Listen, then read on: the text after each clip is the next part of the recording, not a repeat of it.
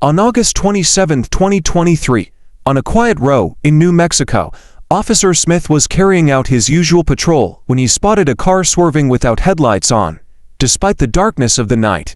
Sensing something was off, he decided to pull the vehicle over to investigate. What Officer Smith didn't know was that this wouldn't be just another routine traffic stop.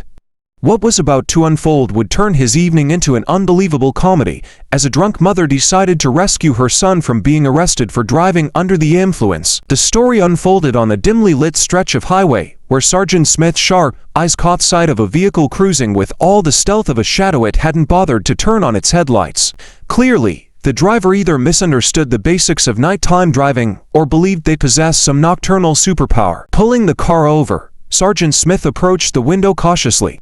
The interior of the vehicle revealed a 19-year-old man behind the wheel, swaying slightly in his seat. His posture conveyed an odd mixture of bravado and uncertainty, the kind often seen in someone who had recently acquired a driver's license but wasn't entirely sure they deserved it. "License and registration, please," Sergeant Smith asked, his tone professional yet patient, fully expecting this interaction to be brief. Instead, the teen delivered a moment of unintended comedic brilliance. With a grin that seemed to say, "I've got this." He reached into his wallet and triumphantly handed over not his license but his debit card.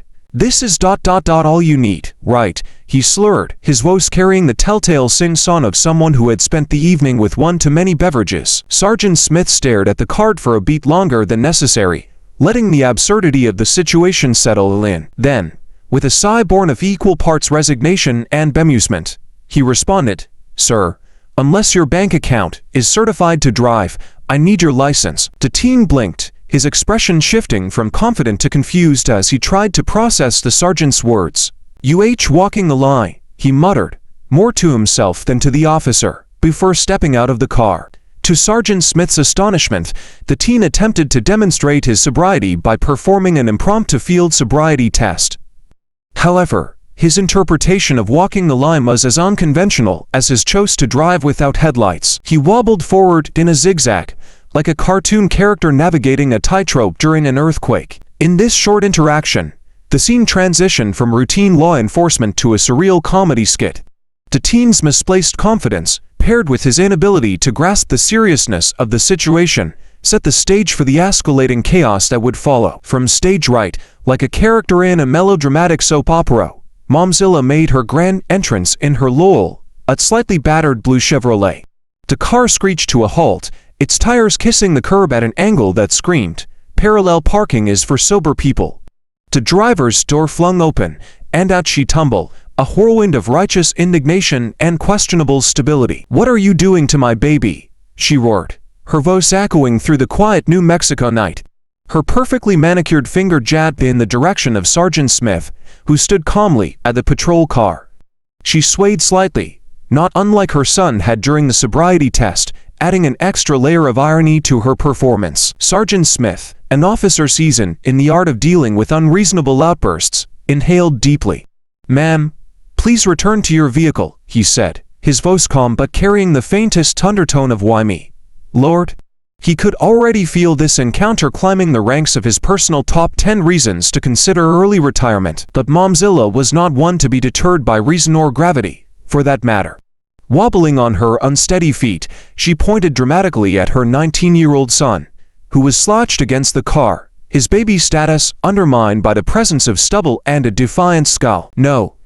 You listen here, officer," she slurred, emphasizing every word with the conviction of someone who had practiced this speech in front of her bathroom mirror. "You're harassing my baby. Let him go. He didn't do anything." Her claim might have carried more weight if she didn't hiccup mid-sentence or sway like a tree in a windstorm. Ignoring the fact that her son was old enough to vote and clearly old enough to know better, she doubled down, now gesturing wildly at the sergeant, the patrol car, and perhaps even the moon for dramatic effect. Sergeant Smith, maintaining his composure, glanced briefly at the other officers on the scene, as if to silently ask, "Are we being pranked?" But no, this was real. Momzilla was here, her mission clear: defend her baby at all costs, regardless of the law, logic, or her own sobriety. Unfortunately for her, the officer's patience had limits, and her performance was about to take a sharp turn from melodrama to slapstick chaos. The situation reached a boiling point when Sergeant Smith decided it was time to handcuff the belligerent teenager for refusing the sobriety test. The situation reached a boiling point when Sergeant Smith decided it was time to handcuff the belligerent teenager for refusing the sobriety test. She launched herself at Sergeant Smith with the determination, the lioness protecting her cub, albeit with the coordination of someone who had clearly sampled her own share of liquid courage. Her leap was equal parts dramatic and chaotic, resembling a clumsy acrobat attempting a mid-air stunt. Arms flailing and yelling, "Don't arrest my son." She landed squarely on Sergeant Smith's back, gripping him as if she was trying to perform an unlicensed chiropractic adjustment. For a brief moment, the scene was frozen in absurdity. Witnesses could only stare as the sergeant stumbled under her weight, his professional composure wavering between disbelief and a begrudging attempt not to laugh. "I wasn't sure if she was attacking me or trying to give me a piggyback ride," he later quipped to his colleagues. It took 2 other officers to pry Momzilla off the sergeant, a task complicated by her insistence on thrashing wildly and shouting accusations of police brutality. "You're hurting me, and my baby. This is unjust," she screeched, flinging her indignation as liberally as she had flung herself, the officer. Meanwhile, her baby, a 19-year-old man whose maturity clearly lagged behind his physical age, watched the chaos unfold with a mix of embarrassment and exasperation. "Mom, chill. You're embarrassing me," he muttered, his voice tinged with a mix of teenage defiance and the dawning realization that this ordeal would haunt their family for years to come. As Momzilla was finally subdued and placed in handcuffs, the officers couldn't help but exchange bemused glances, silently acknowledging that this arrest would become one for the books. The surreal spectacle of a mother-son duo spiraling into collective chaos was a stark reminder that some situations, no matter how absurd, require more patience than training can prepare you for. This chapter of the night's events closed with Momzilla being led to a patrol car, still loudly proclaiming her innocence and maternal righteousness. It was a performance that even the most seasoned officers couldn't have predicted, blending comedy, tragedy, and a touch of farce in equal measure. As the night unfolded, what started as a routine traffic stop quickly spiraled into complete mayhem. By the end of the evening, the 19-year-old driver, whose name would forever be linked to this chaotic incident, found himself facing a series of serious charges: driving while intoxicated DUI, resisting arrest, and improper vehicle equipment. His refusal to comply with field sobriety tests, combined with his confusing statements and erratic behavior, left no doubt in the officers' minds that he was not only under the influence, but also uncooperative.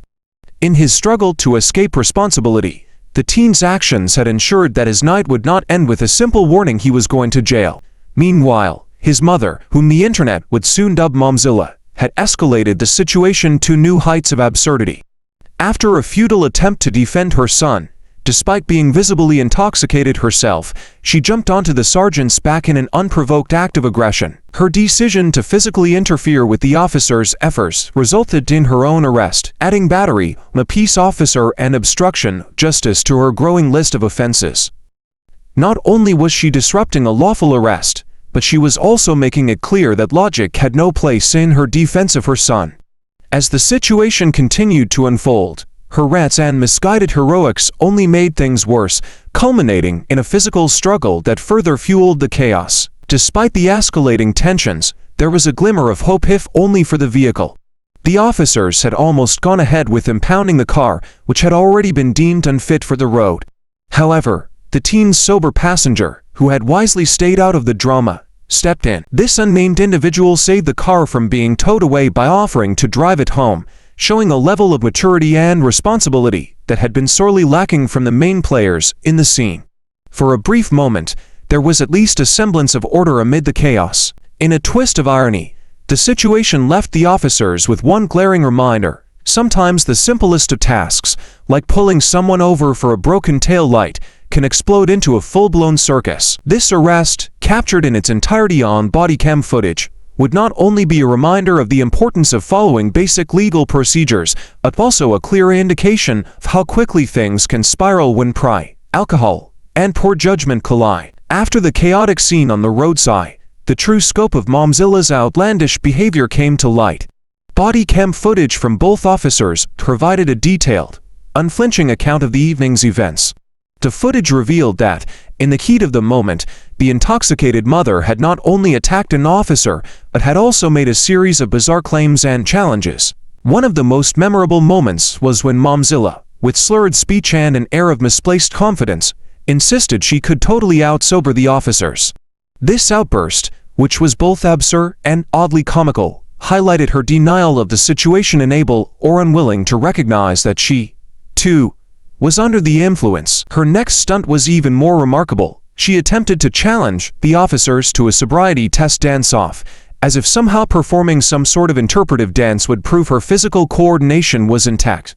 It was a surreal moment, an intoxicated woman trying to out-sobriety trained officers while trying to move like a ballerina caught in a funhouse mirror. In the courtroom, the consequences of her actions became even clearer.